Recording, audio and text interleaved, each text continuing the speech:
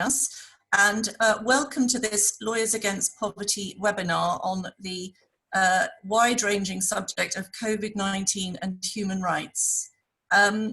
This evening, I'm very pleased to introduce two highly qualified speakers who are going to address a number of key issues and principles.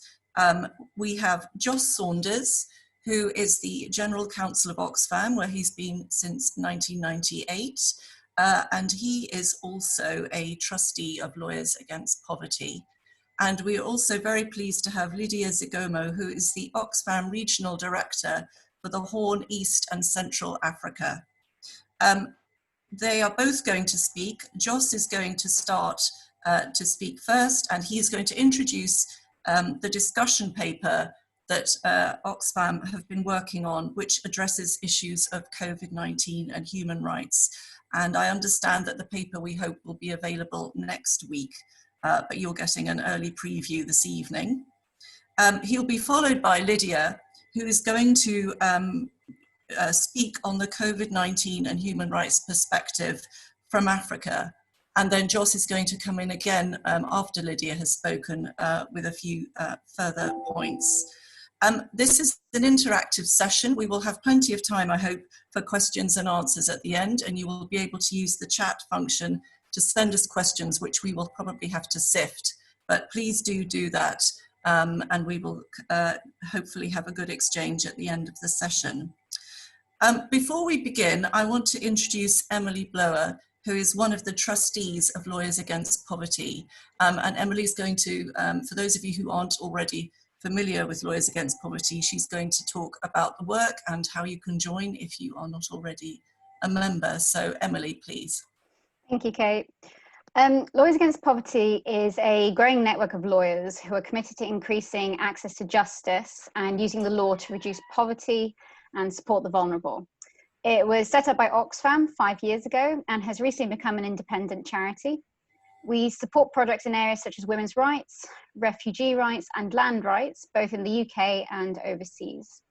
Many of our members contribute to our Justice Fund, from which we award grants, and there are also volunteering opportunities with some of the projects.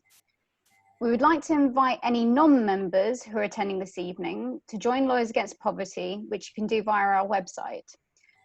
Joining LAP does not commit you to contributing to the Justice Fund, although of course all such donations are very welcome and would enable us to support more projects around the world. For more information, please visit the website, which is up on the slides at the moment, or feel free to contact our coordinator, Louise Curd, and her details are also on the slides. Thank you. Thank you very much, Emily. And I realised I should also have introduced myself. I'm Kate Cook, I'm a barrister at Matrix Chambers, and also a fervent supporter of Lawyers Against Poverty. So I would urge anyone listening who isn't yet a member to sign up, as Emily has indicated. So I will now call on Joss Saunders to start us off by looking at COVID-19 and human rights. Great, and just to say, I'm loving whoever's illustrating the slides while we're talking. Do carry on. Thank you very much, everybody. It's a real pleasure to be able to discuss COVID-19 and human rights with you. This is a discussion, so we'd be very, very keen to get your questions and comments. And this evening also is an opportunity to introduce the discussion paper that we've been working on at Oxfam with a number of colleagues. And the paper will be published in two ways. First of all, the paper will be published next week as an advanced draft, and we would love your permission at the end of this evening or afterwards to send you a copy of the draft to give you the opportunity to comment in detail. And there will be a 4-week consultation period on the paper, and there's a number of webinars in different parts of the world with different expert groups planned on that. So we'd love to have your feedback and comments. In the meantime, during that 4-week period, the paper is being used, and in particular, there are a set of discussions going on already with colleagues working on business and human rights, working on civic space and the phenomenon of civil society finding it more and more difficult to operate under lockdown conditions, and on rights in crisis, and in particular, the rights of internally displaced people. So the paper is being used, however, it can be improved. And the idea very much is that we'd welcome your input, feedback, discussion during this 4-week period. And then the final paper will be published by Oxfam in September. So if I could have the next slide, please. Sorry, just back one. So COVID-19 is a complex emergency. There is, for those of you in the UK now, a Disasters Emergencies Committee appeal for it on behalf of the 15 international NGOs who are members of the DEC. But I think that it's particularly timely to look at human rights in the context of COVID-19, because there are 2 ways in which this particular emergency, I think, is more complicated than the other emergencies that we have to deal with. And in particular, there's some very interesting analogies with the West Africa Ebola emergency. But if I look back over my 20 years at Oxfam, I think that probably this is the most complex emergency from a human rights perspective that we've had since the Asian tsunami. And I think there are 2 reasons for that. The first is that this particular emergency raises very complex cross-border issues. And disaster response law has become much more developed over the last 10, 15 years. I've been involved with the International Law Commission in their draft articles on the rights of disaster-affected people. And I think that this emergency is a really interesting test case of international collaboration and the implementation of the draft articles. And then secondly, although this emergency starts off as a public health emergency, and therefore involves the classic human rights obligations that we're used to in relation to the right to health, the right to water and sanitation, and so on, what complicates this response is the economic and social dislocation that there's been, which entails a whole series of rights, combined with the civil and political rights implications of lockdown, where we're seeing censorship, surveillance, blocking of access to websites, and a whole series of emergency laws. And part of the focus of the paper is on that emergency legislation and the human rights implications of emergency legislation. So if we could have the next slide, please. I think that there are several reasons why this COVID-19 emergency lends itself to a human rights approach. Oxfam, as you may know, has been, in common with other international NGOs, adopting the framework of human rights in development since at least the late 90s. But these 3 quotations here, I think, illustrate 3 particular reasons why a human rights approach is particularly helpful in relation to COVID-19. The first is that human rights provides a framework which can help guide our response. In fact, one of the things that the paper does is it draws on and signposts the whole series of legal toolkits and frameworks from lots of different organizations, ranging from governments, national human rights institutions, global bodies, regional bodies, civil society organizations and business networks, who use the language of human rights to provide a framework to solve a lot of the problems that we're facing in COVID-19. And we would love your feedback afterwards if there are toolkits and frameworks which you're aware of which aren't contained in the paper. The second example, the second quote from the chair of the CEDAW committee shows that this particular response, in order to be effective, needs to have an inclusive approach. And again, we'd be particularly interested on your feedback on inclusivity. And the third aspect is the importance, as illustrated by this quotation from the Executive Director of the INGO, Article 19, the importance of freedom of information and transparency. And a lot of the paper addresses the issue of freedom of expression and the civil and political rights involved there. So we could have the next slide, please. And this is my last slide before I hand over to Lydia. The paper really focuses on 3 issues. The first is a set of 5 fundamental human rights principles, which we think are of particular relevance to the COVID-19 response. And if there's time at the end, I'll go back to each of these 5, unpack those a little bit and give some illustrations, borrowing partly on Lydia's presentation. Again, when we turn to the consultation, it would be really interesting for the discussion to have your example of these 5 principles at work. The second aspect is it wouldn't be Oxfam if it didn't have a very strong focus on the gendered impacts of COVID-19, where we'll see later on some fairly significant disproportionate impacts on women and girls. And thirdly, it looks at COVID-19 from the perspective, as I mentioned earlier, of emergency legislation, looking at the position of states, looking at the position of businesses, and in particular the link with the UN guiding principles and with human rights due diligence, where there's a lot of work going on at the moment. And in fact, some more work happened this week at the UN. And then finally, from the perspective of civil society, with a focus on the 4 freedoms, freedom of expression, assembly, information, and so on. So that's the outline of what the paper does. I'd like to hand over to Lydia now to give us a bit of context from Africa, and then we'll come back to these 5 principles at the end. Thank you, Lydia. Thanks, Joss.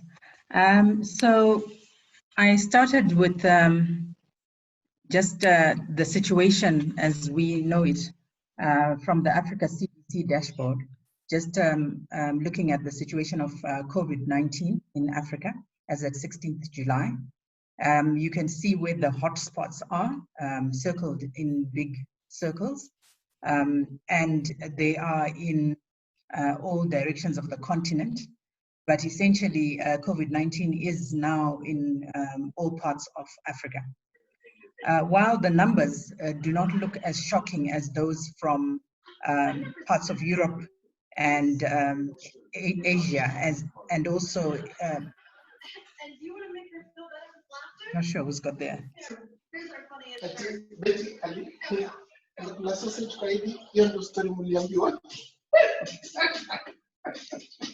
Maybe someone needs to mute. Mute, I'm yeah. not sure what what the noise is. Sorry about that, Lydia. Hopefully No, it's fine. It's fine. This is Zoom.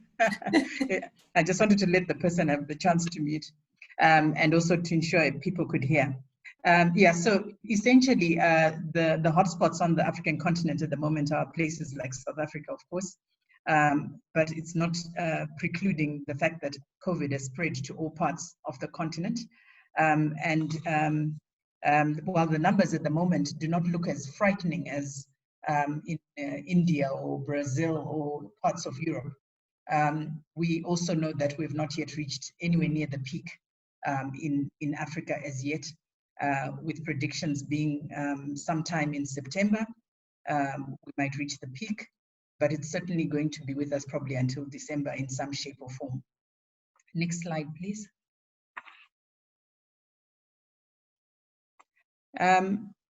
Honing in on the region that I'm responsible for particularly, just to show you that COVID is moving very fast in terms of where we were in March, and as we are now in July, Kenya has overtaken all the other countries in the Horn, East and Central Africa with the highest numbers of confirmed positive cases, exceeding even the Democratic Republic of the Congo and Sudan, who was up to last week topping the scales in terms of confirmed numbers of cases.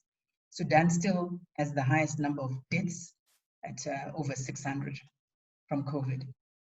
But also we should acknowledge that Kenya is rolling out quite massively its testing, and therefore the numbers for Kenya may also reflect the higher levels of testing that are now taking place compared to some other countries in the region where testing is still at a very low level. Next slide. Thank you. So in terms of the COVID-19 restrictions, you can click again to bring the whole slide to effect. And again, thank you. Yes, so in terms of the situation in that we're seeing, I started by the place where JOS ended, which was civil space, civic space and civil society. And I would also add the media within this. In terms of what's actually taking place, we have various, 19 countries have put in place states of emergency, including the Democratic Republic of the Congo and Ethiopia. In East Africa. Others have put in place public health emergencies, such as Kenya and places like Zimbabwe, South Africa, and others. And others are talking about a national state of disaster. Angola, Malawi, in fact, quite a lot of Southern Africa has done that in their case.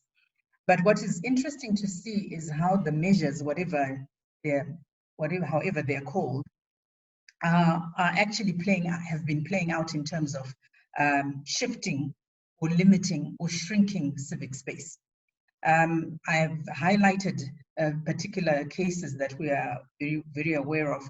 The top photo there is from Uganda, where Stella Nyanzi, one of the prominent academics, and she's also a commentator, was trying to lead a protest on the socioeconomic impacts of COVID restrictions, and was arrested and detained as a result.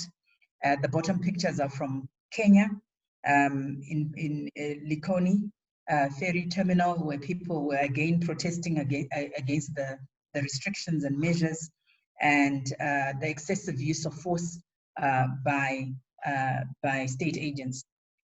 So the things that come to mind from this work are really the issue of the limited oversight on the scope and use of these emergency measures. Usually, this would be either through the courts, and in some cases, human rights organizations and law societies have tried to do that, for instance, in Kenya, where they tried to take a case and have a ruling about the curfews that had been imposed in Kenya.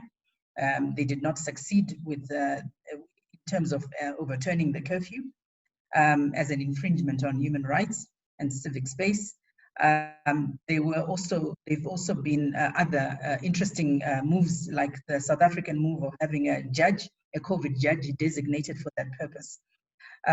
In some of the places we see Parliament playing a role, and also the ability of government to come back every once in a while. Some have set specific dates for their measures to come back and actually state to the population whether the measures will continue or not for another period of time. However, we also have countries where there's been suspension and postponement of normal civic processes, and that would be Ethiopia, where they suspended entirely the elections as a result of their emergency.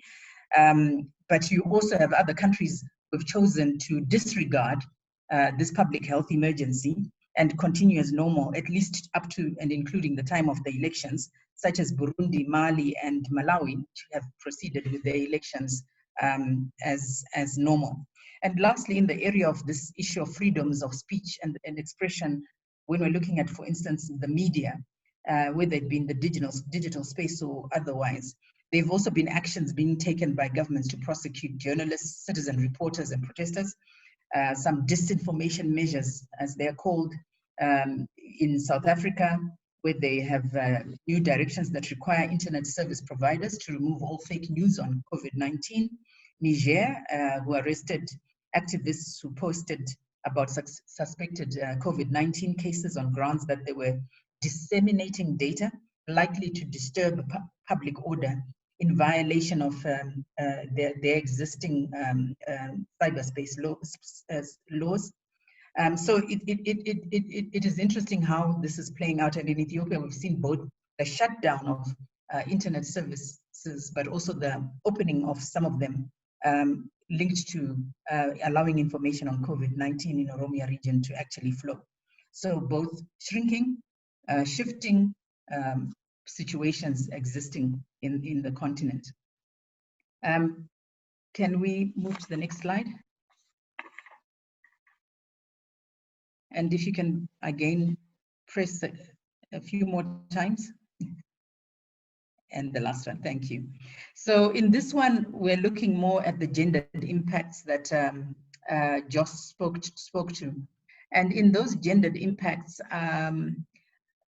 the question is how does this play out in terms of infringing rights to health, understanding that yes, this is a public health emergency, but how do we ensure that testing access, prevention measures, treatment access, isolation centers that have been, and home-based care, which is increasingly beginning to play a big role in many of the responses, do not infringe on women's rights and the rights of girls to both mental health and well-being and the quality of health and life, but also in terms of additional burdens that are being placed on them as a result of certain government measures that are being taken during COVID-19.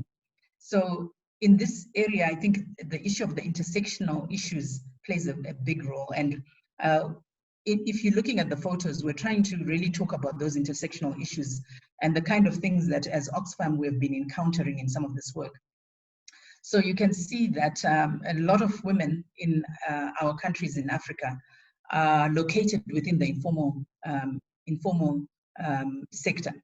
That is where many of them work and have been most impacted by COVID-19 measures in terms of their ability to trade and to do business within that sector. They also, because of that, often are not provided for in terms of unemployment insurance and benefits because they're not in the formal sector. And therefore, when they are not able to trade, or the trade is restricted, they are also the people most affected by the fact that they have no safety nets to fall back on.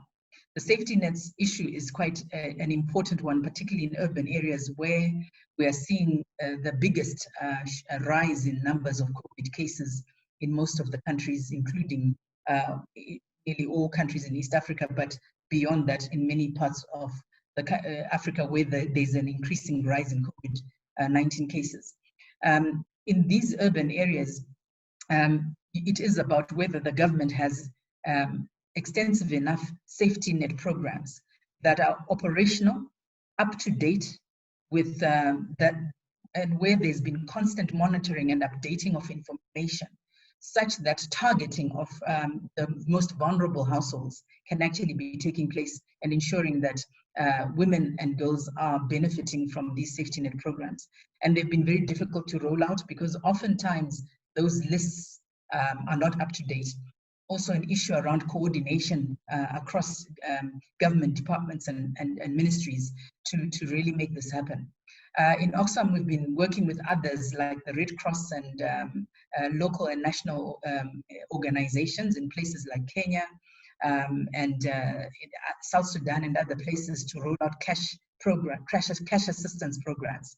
And what we're finding is it does take time to lay the groundwork to be able to then actually meet the needs with the type of speed that is required to support these families that are really plunging into poverty and desperation and destitution and food insecurity.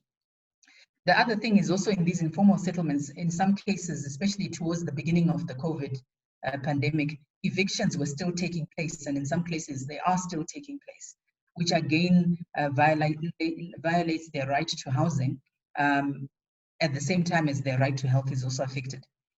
All the measures like social distancing, etc., are very difficult in informal settlements and slums due to the congestion of people.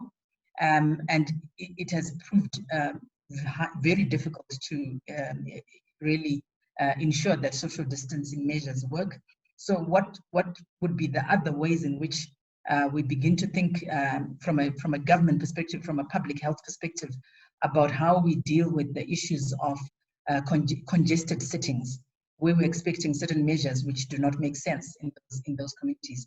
Also, access to water for hygiene has proven very difficult in these types of settings.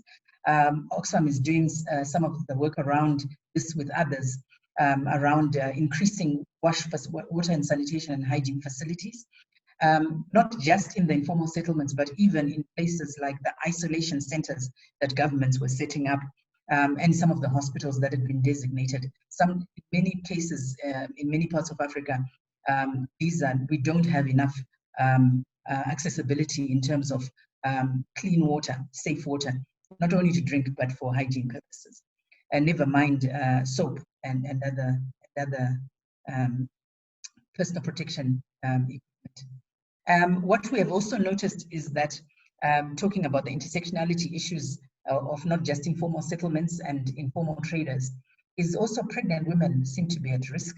In Kenya, there have been some high profile cases being talked about in the media in the recent weeks, that in some wards, in some in a particular maternity hospital, as many as 40 plus women may have tested positive for COVID.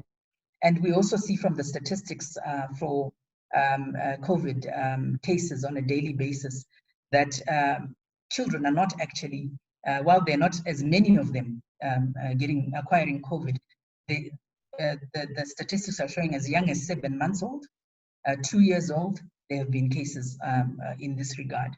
And then, of course, the health professionals themselves are predominantly women in Africa, and may be exposed to risk. So what is their right to access to PPEs, personal protection equipment, and their right to information, transparent, clear information about how to protect themselves, but also what measures governments are taking and the hospitals are taking to ensure that they can work safely as they do their work. We can move on to the next slide. I wanted to just touch on the right to education as a related issue, because I think in Africa, not only in Africa, but I think in Africa we are going to see a major impact of this, not just for this year, but in years to come, in terms of socioeconomic impacts. So when we talk from COVID-19 restrictions, most of the countries in at least one Eastern Central Africa region, but many parts of Africa beyond, have closed down the schools due to issues around managing disease transmission in the school environment. We already had issues in much of the public schooling sector in terms of numbers of students, crowding, insufficient facilities, lack of water, sanitation, and hygiene facilities in particular in some of these many of these institutions. So I think what COVID unveils is the issue around quality of education. We have, for instance, in Kenya, the Minister of Education, after the government gave them a mandate to decide when and how to reopen schools, decided that because of the rising cases in Kenya, it made no sense to talk about opening the schools this year. So they have already categorically stated that schools will only open in January 2021. Pupils and learners will therefore have to repeat essentially the 2020 year. And think of that in terms of the majority of these parents for these children, money to pay for the school fees, which they paid for this year, although they're supposed to be able to be reimbursed for that, exams that had been paid for, and all the rest of it. Children at home, basically for the next 6 months, they've already been home for 3 months for now, and having to talk about things like online schooling. And that's when you see the rich versus poor dimensions of this pandemic really coming out. The rich schools, the international schools, the private schools may be equipped to support learners study online, but the majority of students are not in those schools. And in the government systems, the public system, that ability to provide that type of online schooling is very, very limited in terms of capacity. And therefore the provision and access to quality education has been really compromised. On top of that, this affects all the parents, particularly for children under 10, but even for those up to 12 years of age who need support even for that online schooling. And therefore a lot of women have to be available to provide that support to the children at home. And these are the same women we're also saying we're supposed to be doing informal trading. These are also the women who may be finding it very difficult and may be moving into informal trading because their jobs are being cut, their hours are being cut, or they've been told they're on unpaid leave for the next, we don't know how many months. So this is a real challenge in terms of what's actually happening in the school system and for the educational sector, and how many children are going to be falling behind as a result. Next slide. And one of the things that's been interesting to see is the scandal that was making headlines a couple of weeks ago in Kenya on something like 4,000 schoolgirls had been impregnated in Kenya during the COVID-19 lockdown. And what's important to note is this number may not all relate to specifically and directly to COVID, but it speaks to the intersectional nature of how things play out when schools are closed. Large numbers of children, young people are at home, some of them unsupervised, because parents are trying to find ways and means to bring in food, and also exposed to potentially dangerous situations where sexual reproductive health facilities and products and information is now limited because access to healthcare is limited generally. Outside of COVID, people are being told stay at home, don't come to the doctors, don't visit unless you've got something really serious. But on top of that, we are seeing also an increase in gender-based violence cases and rape cases. This is being noted through services that have been commenced around helplines in countries from South Sudan, Somalia, Kenya, Zimbabwe, indicating this trend, Uganda, and also in terms of call centers. The challenge is that with COVID, states, even though they have the duty to prevent and address unintended discriminatory practices in allocation of public health goods, and also be aware and take into consideration the differential impacts on the vulnerable. The challenge is that because a lot of the COVID financing was coming from the international, from the UN, it's mainly been coming through the UN sector.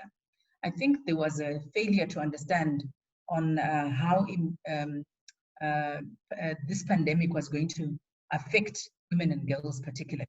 So the gendered impacts were not necessarily fully understood at the beginning.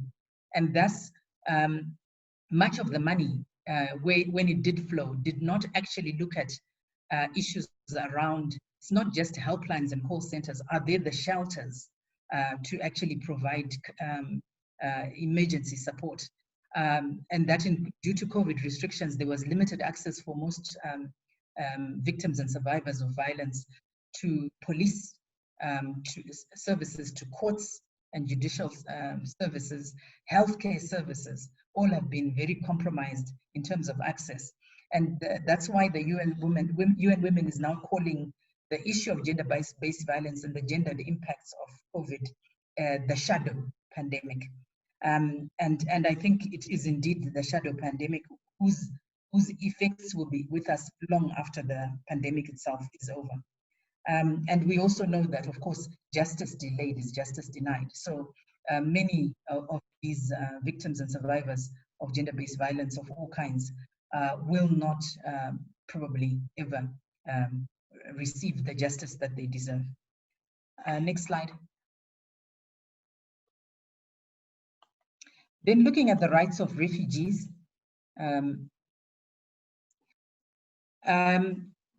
what I think the most important issue here has been the border closures.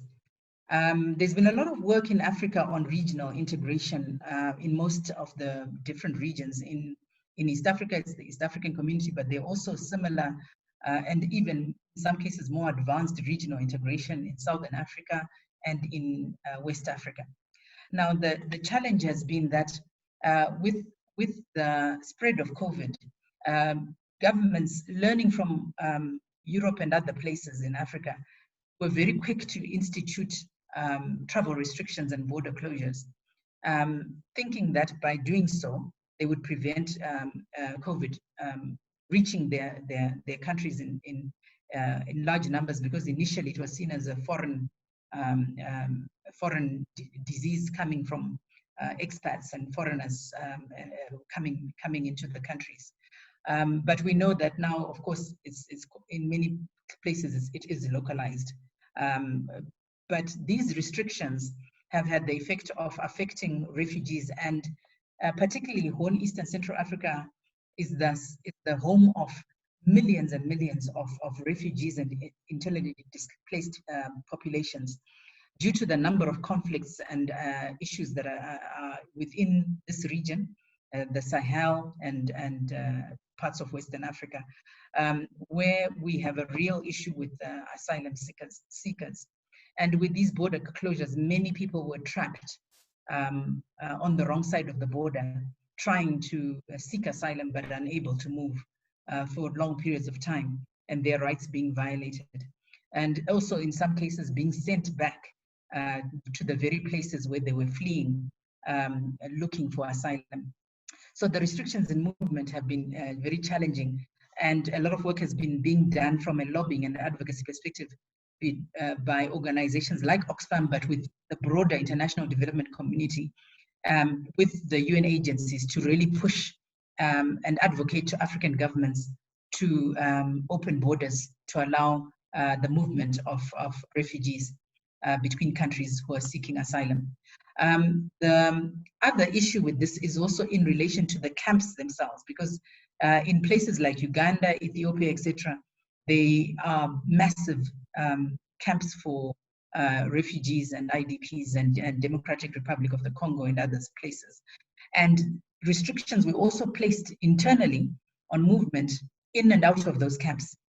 What has been interesting about this, though, has been that while it was initially a potential disaster, because it meant nobody could go in or out, to make sure that the needs and rights of refugees were being respected, and they were getting the kind of care they required to still be able to have their right to life respected and right to health respected.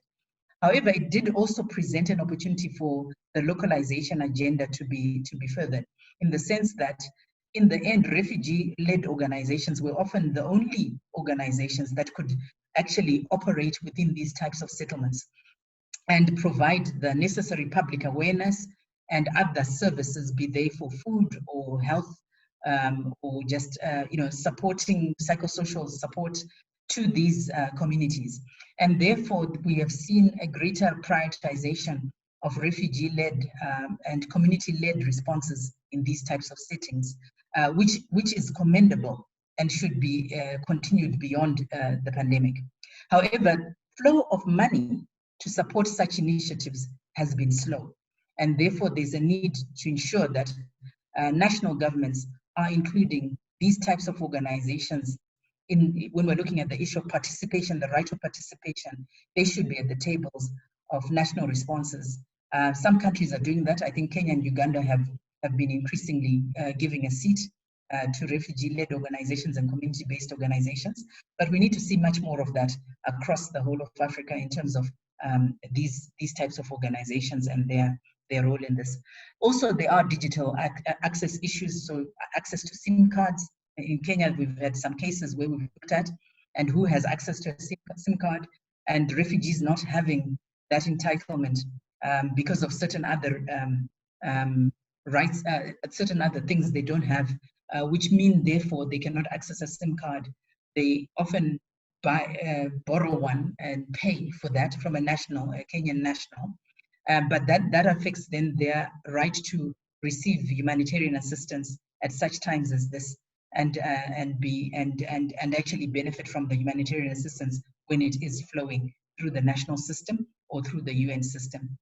So the principles of equality, non-discrimination, and participation really need to be things that are highlighted within the context of rights of refugees and the pandemic. Clearly, there are good examples, as we said, Uganda, Somalia, and South Sudan, but not everywhere. and in Kenya, but not everywhere is that the case. We can move on. And then lastly, for me, at this point, I just wanted to end, before I hand back over to Joss, just on this issue of business that Joss was also alluding to at the beginning. And not just business, but maybe broader livelihoods and the pandemic. There's a lot of focus now, of course, in Africa, because the numbers of actual cases and deaths are lower than in other continents. There is a lot more focus and discussion about the socioeconomic impacts. But certainly what we have seen as Oxfam is that, again, because of those restrictions on border movements, on in fact, not even just border movements, but movements sometimes between cities in a country, because in some cases, some cities have actually been under lockdowns and no movement in and out of them to other parts of the country. It's impacted on local businesses. So we have seen, for instance, an example here is that Rwanda pineapple growers and food processors do a fantastic job in Rwanda. And as a result of the strict measures Rwanda took, they normally actually not only produce for the local market, but the majority of their produce also goes to European markets, particularly France, and goes into the supermarkets there. And from that, they're able to earn foreign currency and a good income with their, as you can see, growers, but also processors and employing other Rwandan people as well.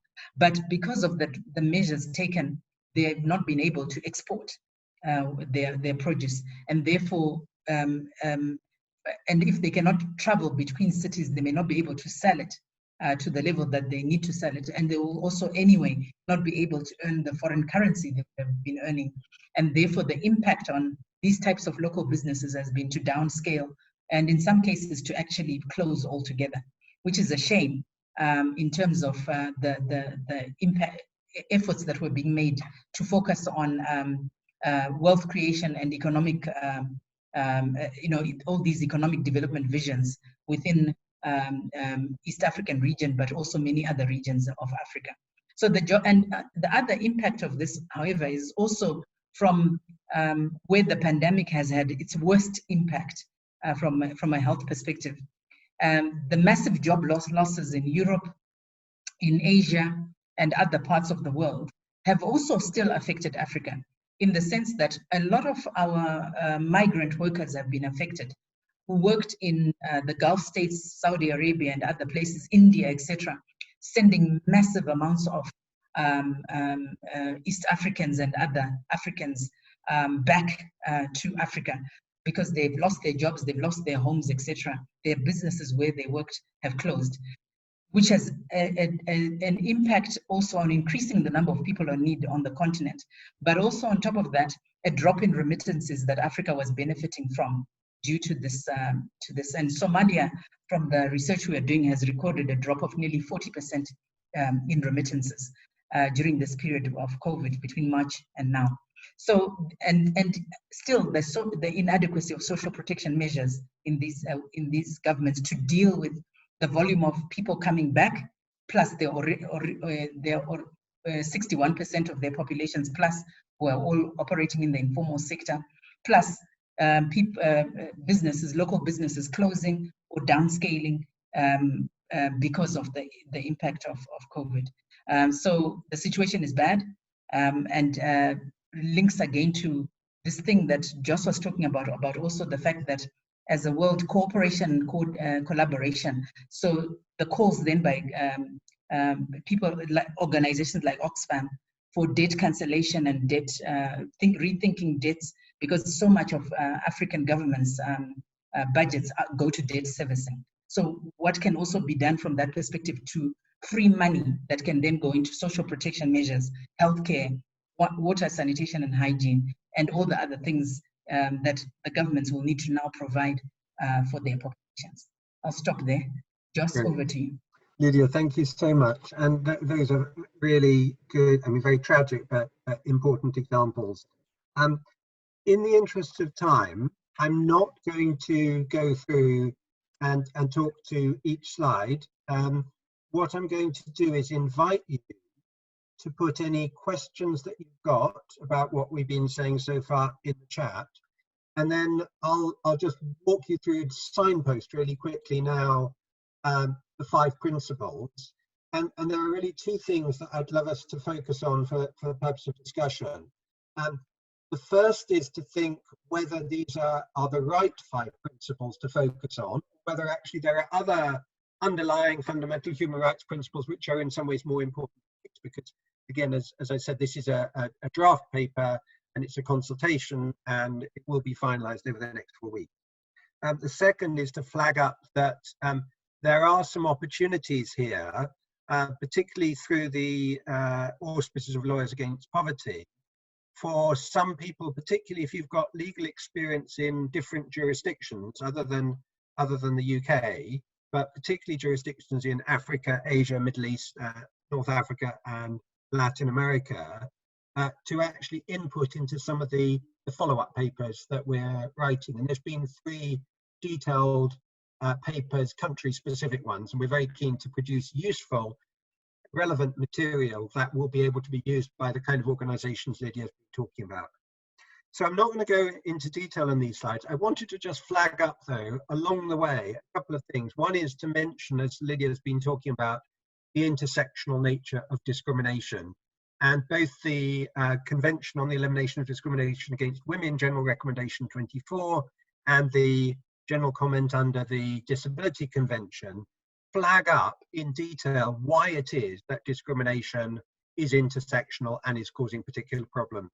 And Philip Alston was one of the UN Special Rapporteurs, and through the paper, we draw on the experience and the work that the Special Rapporteurs have done and the way in which NGOs, civil society organizations have worked with Special Rapporteurs to develop really advanced information, tools and guidance which people can use in their COVID-19 response. So if we could have the next slide, please. I wanted to mention these 2 quotes in relation to discrimination. One from the UN Secretary General, "The virus does not discriminate, but its impacts do." And the second is from billionaire David Geffen, who sent this rather nice Instagram from his super yacht, which I think illustrates quite well the discrepancy and the point that the UN Secretary General is making. Interestingly, the Instagram post got taken down fairly quickly. It's also, I think, interesting for lawyers in the audience to note that this is, of all the 5 principles, this principle of non-discrimination is the one where we're expecting to see the most litigation. And Lydia has already mentioned some of the shadow impact in relation to gender-based violence. I think it's reasonable to assume that there will be litigation involving the private sector here in relation both to direct and indirect discrimination, and there will be human rights cases coming up, probably on this principle more than the other 4. But if we could just touch base on the other 4, have the next slide very briefly, and please feel free to put questions in chat as we go. So just to finish off on the discrimination and equality, there are 2 particular examples to flag up. The first one is that because this talk is under the auspices of Lawyers Against Poverty, and because Lydia mentioned in the African context gender-based violence, a fairly horrific increase in numbers which have been witnessed in all countries, I thought it was interesting to note that actually partly in response to this, Lawyers Against Poverty has actually made a grant to fund in the Middle East, the Justice Centre for Legal Aid, for their response to COVID-19 in relation to gender-based violence. And the money is needed not only for the reason that Lydia was giving, which is the increase in gender-based violence, but also the consequence of the lockdown and the closing space for civil society organisations to work. I mean, it's actually much harder for organisations like the Justice Centre for Legal Aid in Jordan to be able to get to their target audience, to be able to get to their clients. In fact, it's been very dangerous for some of their workers to be able to do that, and that's why we're funding those, that organisation in particular. We could have the next slide, please.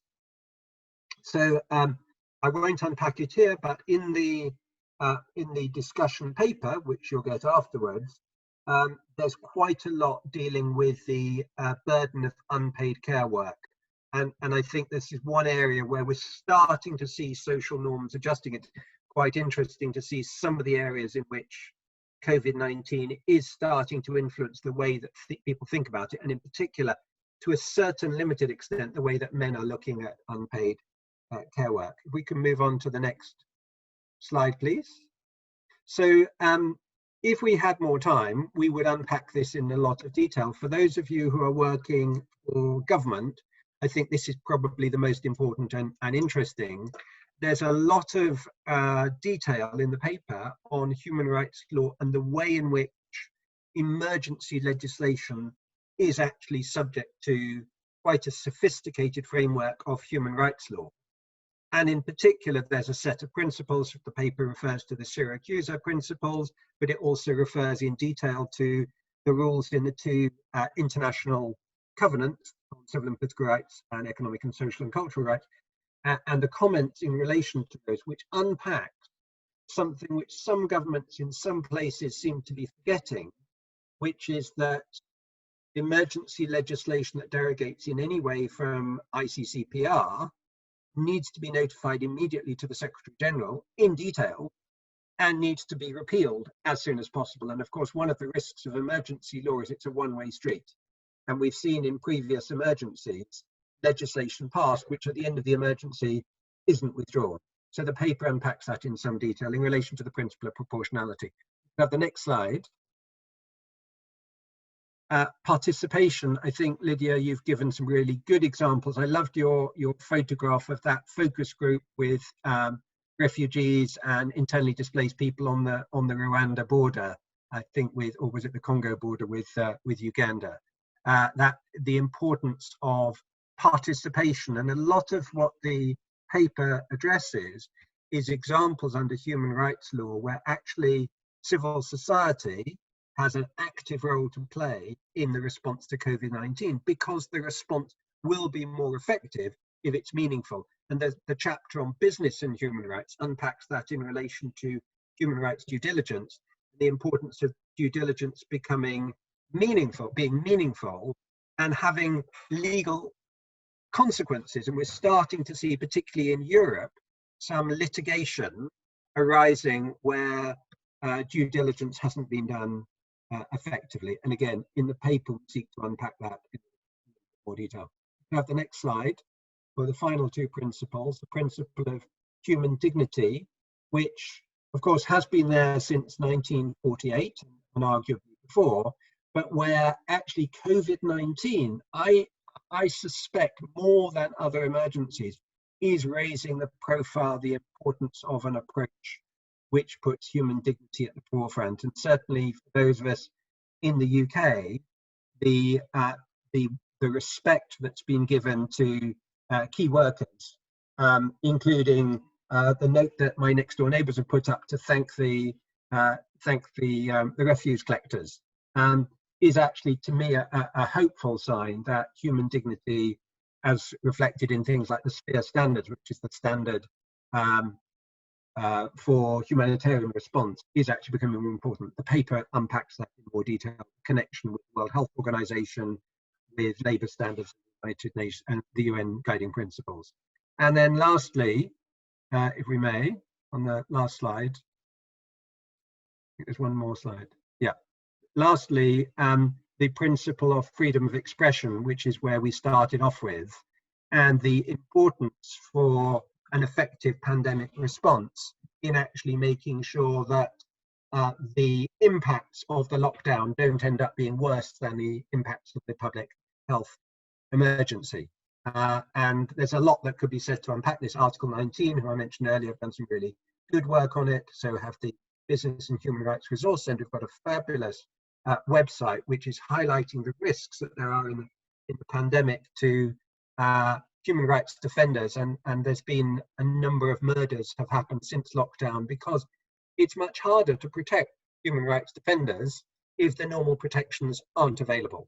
And then David Kay, so it's not John, it's David Kay, the UN Special Rapporteur on freedom of expression, has given 5 particular challenges, which are, I think, good places to finish. And I think, Kate, you were mentioning, and Lydia was mentioning at the beginning as well, the digital impacts of the challenge, and of course the differential access that people have, as on the picture Lydia showed, with access to the internet and disinformation. So that's in relation to the slides we have. I think I'm going to hand over to Emily now to help us with the questions which have already appeared in the chat. I would like to finish my remarks by saying we are very, very keen on having feedback, both in terms of questions now, but also on the paper. We do need permission because of the General Data Protection Regulation to be able to send you the paper. So I think we will do one communication after this evening to the participants to ask them if they've got any other questions or input that they want to give, but also if they'd like to receive a copy of the paper. Then we've got this 4-week consultation period on it. So Emily.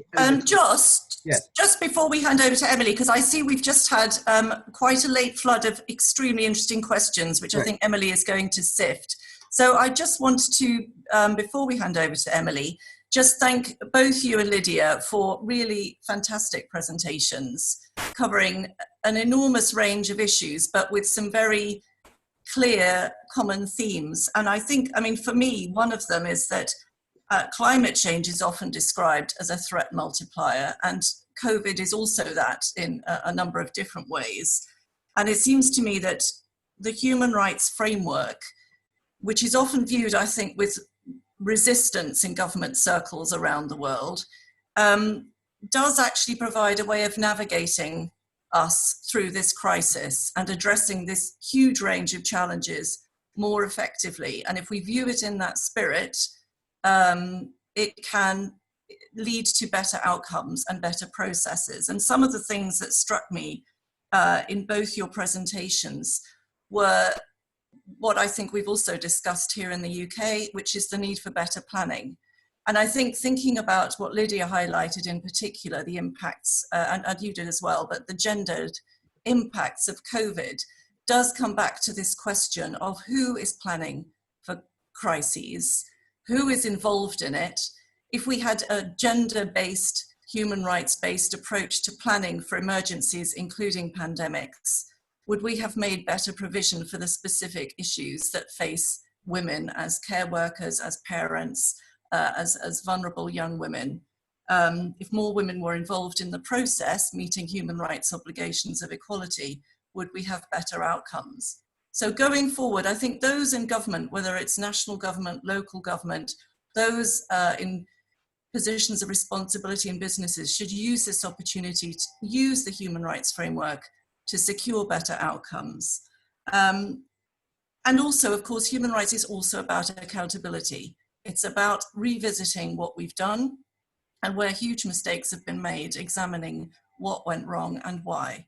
So I think picking up those two threads and thinking about the broader lessons that can be learned from this crisis. I think if Emily is ready to fire some of the questions at us, at yourself and Lydia, that would be great. Yep, so just first question, which I can answer very quickly. The recorded version of this talk will be available and will be circulated to the attendees, so that will be made available. More a comment than a question. It's been suggested that it would be very useful to have some examination of the human rights implications for how countries will operate post-crisis. For example, polarized gender norms, resurgence of conflict, shrinking overseas assistance. I don't know if Joss or Lydia want to comment on that at all. Sorry, can you just say again, Emily? Sorry. It's been suggested that it would be very useful to have some examination of the human rights implications for how countries will operate post-crisis. Yes. Sure. For example, polarized gender norms, resurgence of conflict, shrinking overseas assistance. Yeah. Great. And I think that's actually also linked to Najaf's question, which I saw about positive impacts. Are there any positive impacts of the crisis in relation to human rights? And I thought those are both very, very important questions. Lydia, I don't know if you want to have a go, but I would say that is one of the issues that the full paper addresses, to say that actually, although obviously the net human rights impacts of the pandemic are truly scary and appalling, there are some senses in which we think that the human rights framework, as Kate was saying, is actually, it's a very good time to be talking about human rights in terms of how we can respond to this pandemic. And I think I was mentioning only very briefly the possibly the way in which human dignity, which has been a very important human rights principle since 1948, but has been very often underplayed, is actually something which people can relate to far more when they know people who've been affected. I know people, I'm sure you know people who've been affected in our care homes and who haven't received the dignity that they should have had. One of the examples in the paper, which was contributed by the executive director of Oxfam India, is the millions and millions and millions of, and the tens of millions of people in India who've been forcibly made to move, those workers in the informal sector, who were forced away from the towns and cities where they were working back to their villages, and were basically not provided with anything or any of the means to support on the journey. And that's been a human rights tragedy in and of itself, which the executive director of Oxfam India has spoken out about, and where, again, you can imagine litigation following afterwards.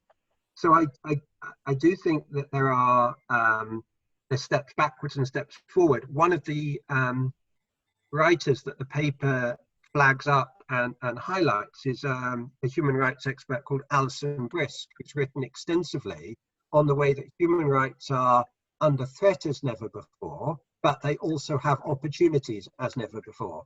And I think that one thing that this crisis is doing, it's raising the profile of human rights, highlighting where human rights are being abused, but also highlighting the importance of human rights. So I don't think it's one or the other, and I don't know, Lydia or Kate, if you agree with me, that this is actually one of the most important episodes for human rights that one could imagine. Yes, Joss, I agree with you, and I would say I kind of split it in two. The pandemic itself and then post the pandemic. I think what Kate was saying about the importance of the human rights framework during the pandemic, and even prior to a pandemic in our general planning for crisis, applies equally, in my opinion, as I look at what's actually starting to unfold with some of the back to work regulations and directives, etc., and opening up of economies, of the human rights framework post the crisis and the pandemic, actually, because I think it will equally apply. There are many, many dilemmas that are going to be coming up in the post-crisis situation as well. And I would highlight just a couple of things in support of it's a balance of positives and negatives. On the positives, for me, I think what I've seen is, while it started late, hopefully what will continue is the participation of certain groups who had been largely left out of decision-making spaces, planning spaces, funding spaces, particularly women's rights organizations, as I said, also refugee-led organizations and other such groups with people living with disabilities, etc. How we are more inclusive. I think, Kate, you talked about that in your opening at the very beginning, and some of the lessons that have been learned in the process of dealing with the pandemic should be maintained beyond, in terms of participation, funding, and representation and in decision making. The other one I'm seeing that's quite interesting is on technology innovations. And here there could be much more collaboration between academic institutions and research institutions and business and government itself, national governments, because what we're finding, because of the supply chain challenges that were existing around PPEs, ventilators and everything else in Africa, there's a rise in technological innovation. So the University of Kenyatta Engineering Department, together with Medical Sciences and ICT Department, came together and have developed a local ventilator, because there are not enough ventilators in Kenya. We know in Senegal, they were looking at testing and rolling out local tests, so and coming up with local testing devices. So clearly, this is providing opportunities for people to think differently about supply chains of particular, not just medical equipment, but also specific PPE that are needed for the pandemic. And that should continue. That should be something that should be invested in and supported, and with governments looking at how they actually regulate around the space to make it possible and actually support that kind of an environment where technological innovations can continue to thrive. I think my little worry is on the negative is we've seen during the pandemic some governments, and this is perhaps not so much my worry, but I think it's a worry for business and employers. We've seen governments saying in Africa, because they cannot provide the kind of economic stimulus packages that others can provide in other parts of the world, as majority low-income countries. And they have placed quite a big burden on business and employers to be responsible for certain things, which I'm not sure, and I think in the chat box I saw some people alluding to some of this. I'm not sure the business community can actually absorb to the level that government is placing a responsibility on them, such that you can't fire people, you can't do many different types of measures. You have to go through particular departments and ministries which they themselves are not operating effectively or efficiently. And I do think that can be difficult for business to operate and recover. But at the same time, I know what they're trying to do is protect the employees. But there has to be a way in which there has to be some understanding of, if businesses have been so impacted by the restrictions that there's no income that they're generating, there's no profit they're generating, how do you then place upon them the 100% burden of keeping all staff at full pay when that is not possible? So I think there's got to be some thinking around what is the responsibility of business, but what is also the responsibility of governments, and what kind of measures does this need to be thought about post the crisis in terms of improving all our social protection and safety nets and other types of insurance that should exist and can kick in and operate when we arrive in the next crisis, and not expecting that the few formal sector that we have,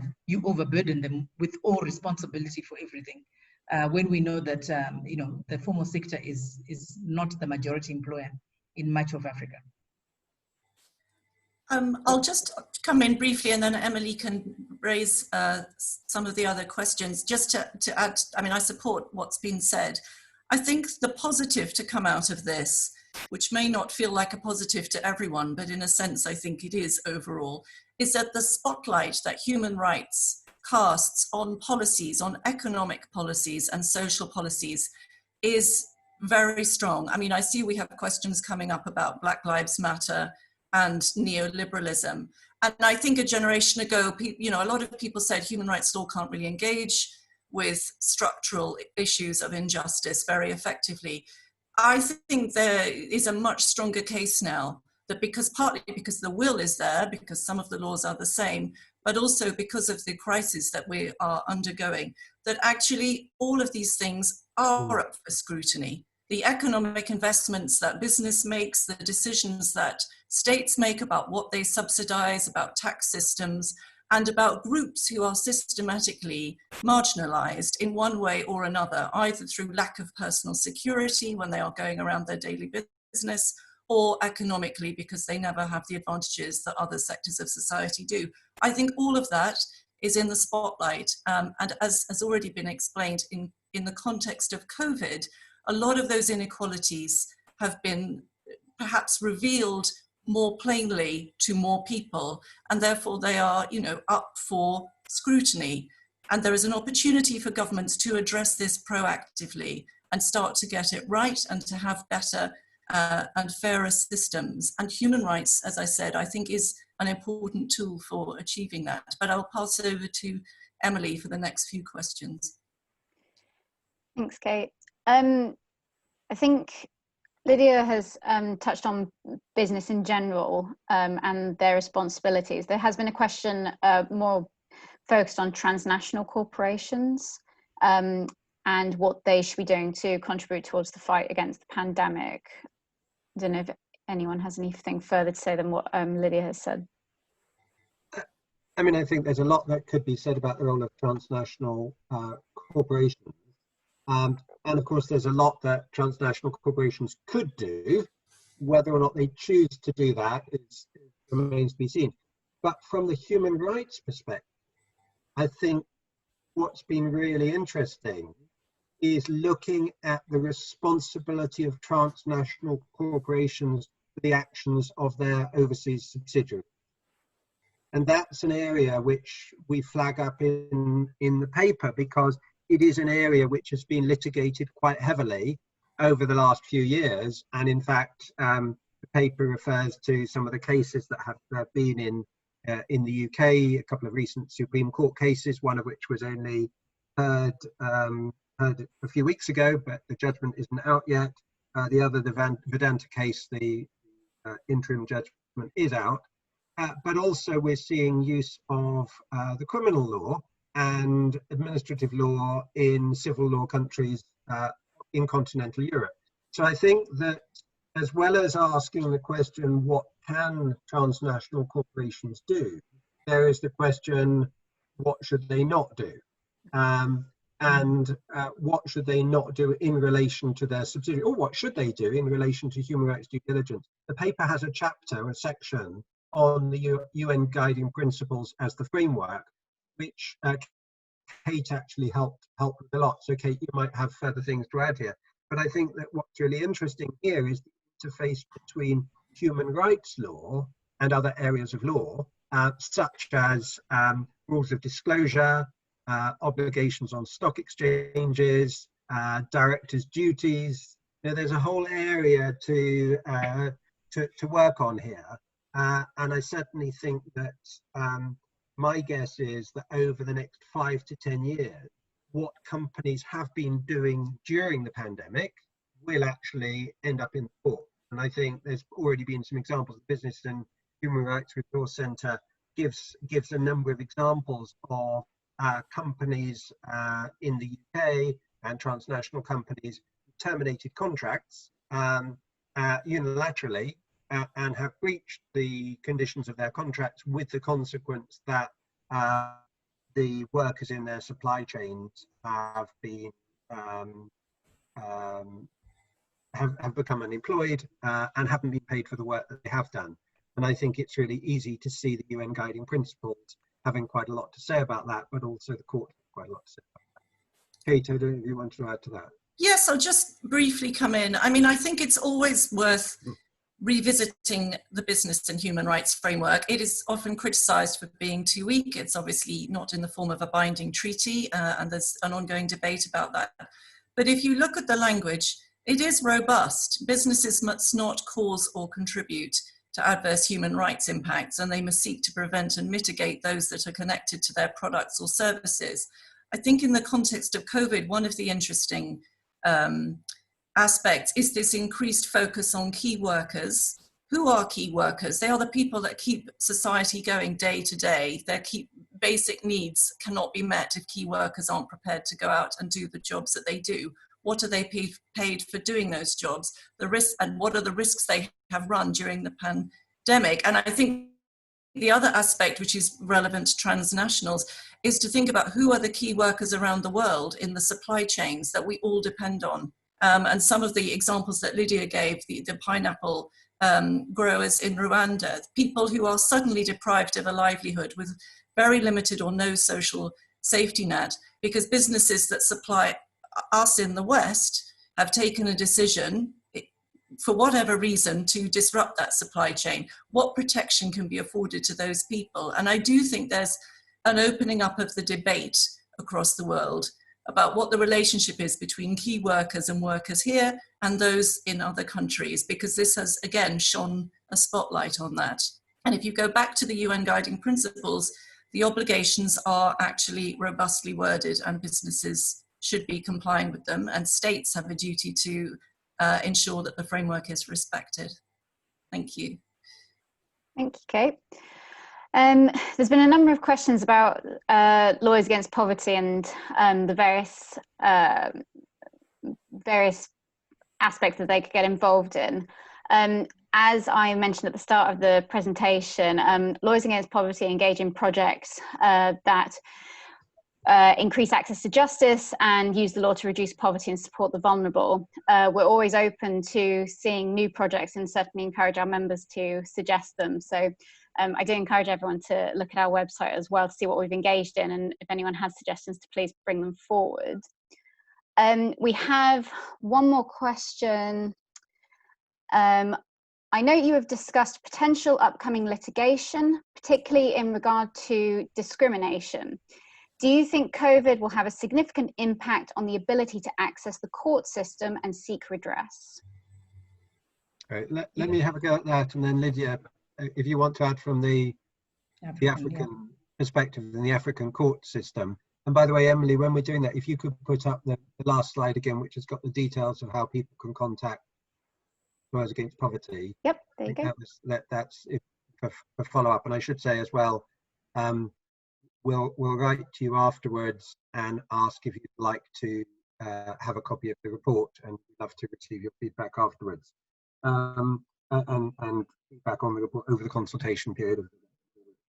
So just in relation to court system, if I could widen that out into the court system and non-judicial mechanisms, because actually I think that the court system has been under acute stress in this crisis. A lot of the courts have been shut. There's going to be a huge backlog afterwards, and there will be, significant delays. It's inevitable in being able to access the court system. My sister-in-law is a judge in London. She's Ghanaian, but she's a judge in London. And actually, it's taking 3 times as long to do cases at the moment, and that's not going to end anytime soon. But what I think is really interesting is, with this push towards a greater focus on human rights that we've seen, the UN Working Group looking at business and human rights during the pandemic has been focusing on the fact that next year is the 10th anniversary of the UN Guiding Principles, and has a particular focus on access to remedy. And the working group is planning a focus on access to remedies using non-judicial mechanisms at the forthcoming meeting next year, which will mark the 10th anniversary. And I think that we've already seen a lot of action in some of the non-judicial mechanisms, like the international finance institutions, things like the World Bank Ombudsman Scheme. And we've seen a lot of developments in alternative dispute resolution. And also, the UN Special Rapporteurs are very keen that people should use the complaints mechanisms that there are available through the UN Special Rapporteurs, but also through the convention. And also, as well as the international conventions, we've got the regional convention, their own dispute resolution mechanisms in there. So my suspicion is that those alternative mechanisms will be used more as a result of the pandemic and the focus of human rights. It's too early to say, of course, whether that will happen or not, but I think the indications are that there will be an increasing use of those alternative mechanisms. Yeah, maybe I'll just be brief on this one and say, in answer to that question from Abby, that I certainly do think COVID has had a significant impact on the ability to access the court system. There's no doubt about it. In many parts of Africa, as Joss has already alluded to, the courts were closed. It's also raising into sharp light the need to continue to reform the judicial system, to increase access via online and other ways, such that it doesn't always have to be physical appearance in a physical courtroom. So there's some places they've been able to adjust, but it's not in any way to an extent that can meet the needs of the many people who are waiting on an already overstretched judicial system in most parts of Africa before COVID. So COVID has really exacerbated a difficult system, and it's particularly telling when you are talking about the impact with respect to gender-based violence, and the fact that is women are not able to access the justice they should be able to get from the court system, and even just support from the police, even to be carried to hospital has proven very difficult during these curfews and restrictions for medical attention. So yes, I would say that very, very limited, and we'll be dealing, I think, with the backlog of cases for quite some time, unless again we begin to think proactively as to how such countries can be supported to ramp up, to perhaps put in place mobile systems that can work in the post-pandemic phase, that can be scaled up and go around the country and do different kinds of, and maybe even special courts that are just dealing with special expertise that are able to, for instance, handle child abuse, rape and other sexual violence and other types of cases quickly and efficiently. There are some examples of pre-COVID in countries like Rwanda, with its what it calls its one-stop shop mechanism, where they had set up specific, for gender-based violence, specific designated district hospitals as a one-stop shop where everything is there, from the judicial access, police investigation, psychosocial support, medical support, testing, all in under one roof, as a way to circumvent the delays for access to justice for people who have and children who have been affected by gender-based violence and sexual violence. And I do wonder whether those types of concepts and that were working quite well have some lessons to share and for scale up in the coming post-COVID era, having such types of dedicated resources. And the government of Rwanda was actually paying for this itself.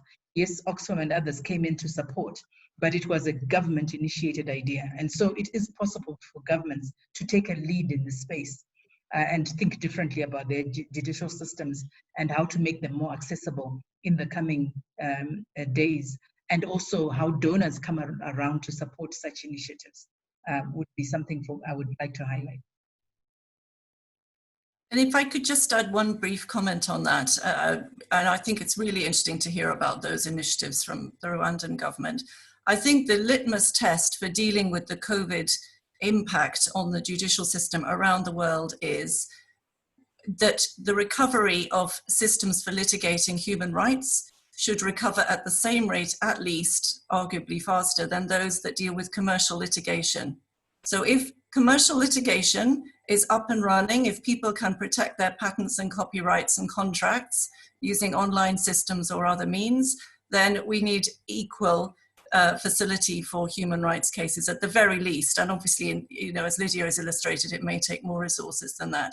So that for me is the litmus test, is, you know, is the judicial system up and running only for some sections, or is whatever measures are put in place, do they apply to human rights as well as commercial interests?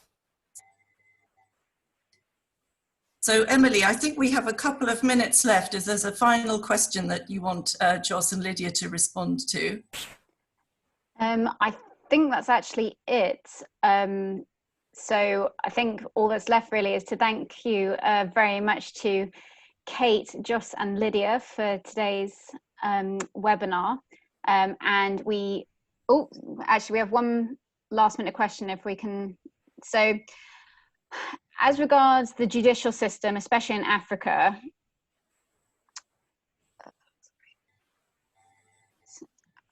the issue of access to justice by people who have no access to internet in rural areas who cannot afford lawyers and are therefore representing themselves has also been brought to a sharp focus. One of the positive aspects we have seen is, for example, courts going to prison to hear cases. Yeah. And the idea of mobile court systems, we really have to scale up in that respect. Yeah, and also having them even in different other than normal traditional court settings is something that, Yeah, and just to mention, one of the other things that actually Lawyers Against Poverty has been working on is support for mobile clinics for women. I think there's lots of really good examples of innovation in access to justice, which will be accelerated. I think a lot of things will be accelerated as a result of this crisis. Great. Well, thank you very much again. We hope everyone's enjoyed the webinar. The contact details for Lawyers Against Poverty are on the slides, so do get in touch if you have any questions or if you would like to join, get involved in projects, or just hear a bit more about it. So once again, thank you very much to everyone and have a good evening. Thank you, Emily, and thank you, everyone. Thank you. Bye.